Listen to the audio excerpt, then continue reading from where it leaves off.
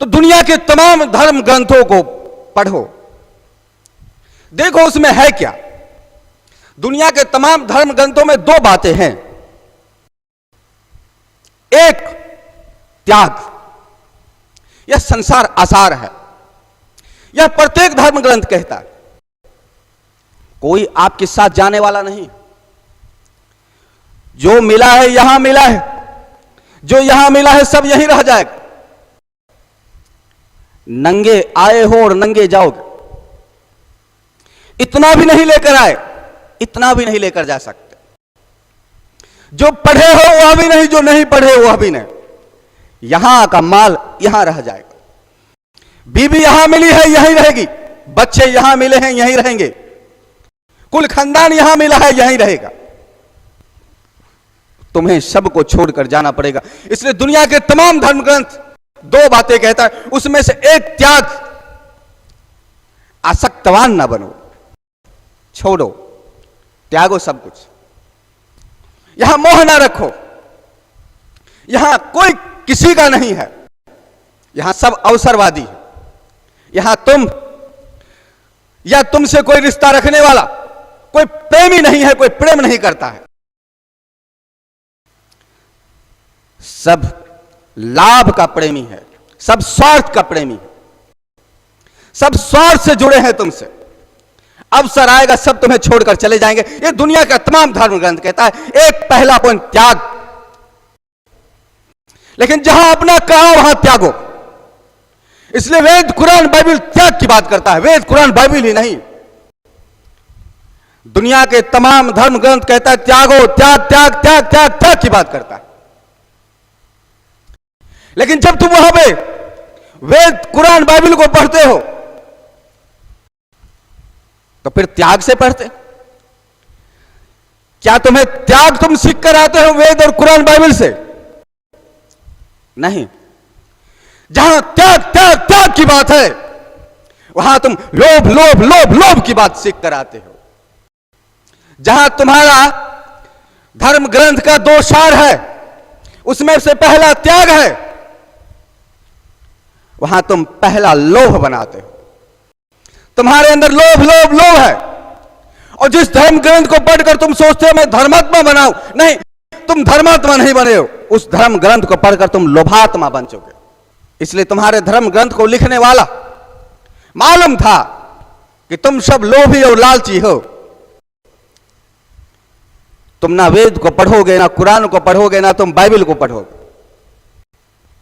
इसलिए देखो, जब तुम किसी वेद, कुरान, बाइबल को पढ़ोगे तो वहां लोभ रखा गया तुम्हारे लिए। इस अध्याय को पढ़ोगे तो ये लाभ, इस अध्याय को पढ़ोगे तो ये लाभ, ये पढ़ोगे तो ये तुम्हारी मनोकामना पूर्ण होगी, ऐसा करोगे तो ये होगा। 3 बार कुरान पढ़ लोगे तो जिसको धन नहीं मिलता है धन मिल जाएगा।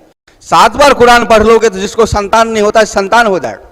18 बार पढ़ लोगे तो ये हो जाएगा। तुम साधारण थे असाधारण बन जाओगे, तुम बेवकूफ थे विद्वान बन जाओगे। ये सब लोभ वह उसमें लिखा गया। इसलिए कोई धर्म ग्रंथ ऐसा नहीं है जिसमें लोभ ना बताया गया हो। लेकिन उसी धर्म ग्रंथ में त्याग भी रखा गया। त्याग के लिए सारा सार कहा गया, सब कुछ त्याग के लिए कहा गया। जितने दृष्टांत उसमें बताए गए सब त्याग के लिए बताए, लेकिन प्रत्येक दृष्टांत के अंत में लोभ दिया गया। इस अध्याय को पढ़ोगे तो ये लोभ, इस अध्याय को पढ़ोगे तो ये लोभ। इसलिए देखो, आप जब भी आप मंदिर में जाते हो तो फिर क्या त्याग के लिए जाते, लोभ के लिए जाते।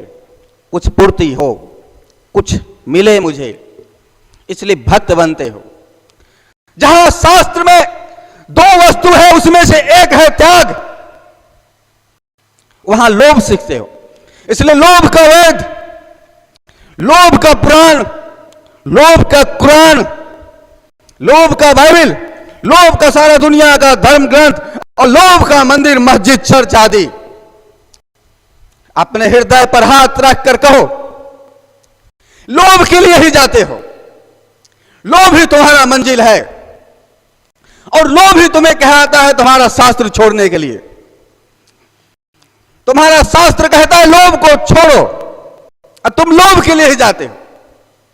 तुम्हारा शास्त्र लोभ के खिलाफ है, तुम लोभ के सपोर्ट में हो, इसलिए तुम्हारा शास्त्र भी तुम्हारे लोभ को पकड़कर लोभ वहां लिख देता है। तुम लोभ से फिर कुरान पढ़ते हो, फिर लोभ से तुम बाइबल पढ़ते हो, फिर तुम लोभ से वेद पढ़ते हो, और फिर चाहते हो हमारी इच्छा पूर्ति हो, फिर लोभ में जाते हो। लोभ ही तुम्हारा मंजिल बन जाता है। लोभी तो लोभी को किसी स्वर्ग में कौन जगह देता होगा? लोभ को तो समान जन भी बोलते हैं लोभ को छोड़ो, लेकिन लोभ लोभ लोभ लोभ, जहां त्याग त्याग हो वहां लोभ लोभ लोभ लोभ। इसलिए वे शास्त्र, कुरान, बाइबल जो दो वस्तु सब का है, दुनिया का तमाम धर्म ग्रंथ दो वस्तु जो कहता है उसमें से एक त्याग है, तो दूसरा कहता है जब त्याग दोगे, सब कुछ छोड़ दोगे तो फिर बचेगा क्या? फिर बचेगा परमात्मा। सत्य रह जाएगा, असत्य खत्म हो जाएगा। इसलिए कहते हैं ना संसार नाशवान। त्याग क्यों? संसार नाशवान त्याग क्यों? ये विनाश को प्राप्त हो जाएगा। त्याग क्यों? जो आया है वो जाएगा। त्याग क्यों? यहां कोई रहने वाला नहीं है। कोई रहने वाला नहीं है तो फिर क्या है? सब नष्ट हो जाएगा, फिर बचेगा क्या? ब्रह्म, परमात्मा, एक एक ईश्वर। ईश्वर एक नहीं कह सकते, ईश्वर ईश्वर। सब नाशवान हो जाएगा तो एक ही बचेगा, वह है परमात्मा। एक ही। सब नाशवान हो जाएगा, एक ही बचेगा, वह है ब्रह्म। सब कुछ त्याग कर जो बचता है वो कथनीय नहीं है। इसलिए गीता में कहता है अचिंत्यो यम, जिसका चिंतन भी ना किया जा सके। जिसका चिंतन भी नहीं कर सकते उसको बोलोगे कैसे?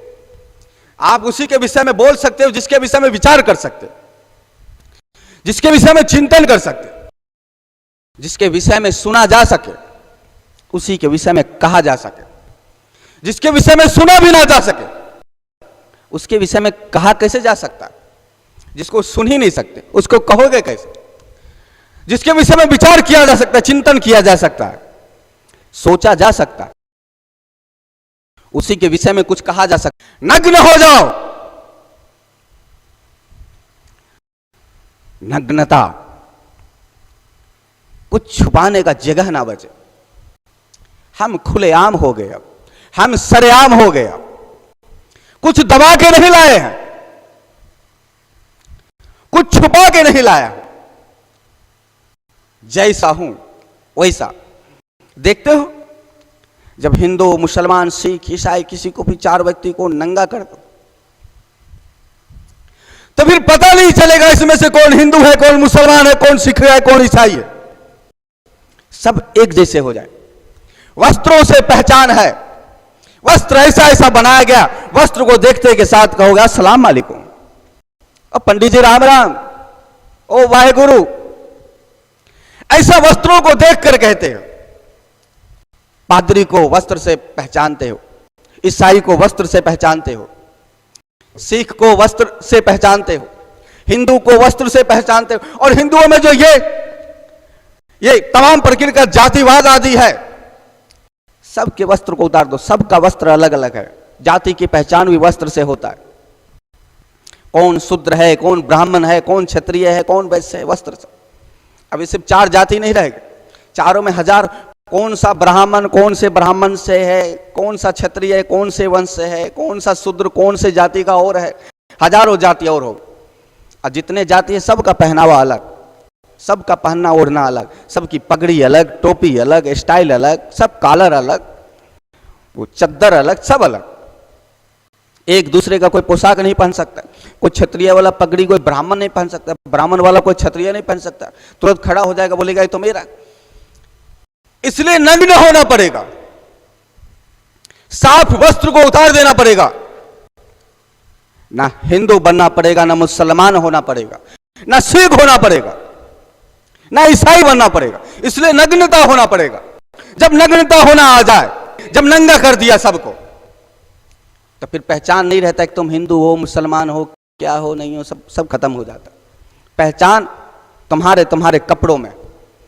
लेकिन फिर भी मनुष्य ही तो है, छेदन क्रिया को अपना लिया पहचान के लिए। अलग इतना तो समझ गया, कपड़े का क्या भरोसा, शरीर है इसलिए शरीर में कुछ उपाय किया जाओ। तो फिर हिंदू ने कान छिदवाए, अब मुसलमानों ने जिनेंद्रियां को छेदन करवाया, कहीं एक दाग लगाया जाए शरीर पर। पादरी आदि ने भी एक बॉडी पर एक अलग निशान बनाना चालू करते, शरीर पर निशान। शरीर गलेगा, जलेगा, सड़ेगा, कुचला जाएगा, दबा जाएगा, लेकिन नहीं, इतनी बात समझ में उनकी आ गई, कपड़े कोई बदल भी सकता है। जब कपड़े उतार ले तो हम कैसे पहचाने जाएंगे कि हम हिंदू हैं कि मुसलमान हैं, हम सिख हैं कि ईसाई हैं।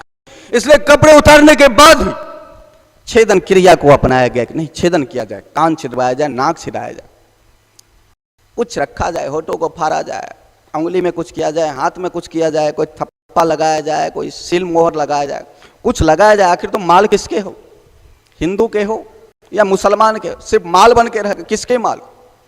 लेकिन नग्नता का मतलब है ना हिंदू हुए, ना मुसलमान हुए, ना सिख रहे, ना ईसाई रहे, त्याग हो गया। क्योंकि यहां जन्म लिए, जहां जन्म लिए वो चीज आपका मिल गया। यदि मुसलमान के घर जन्म नहीं लेते आप तो क्या मुसलमान होते?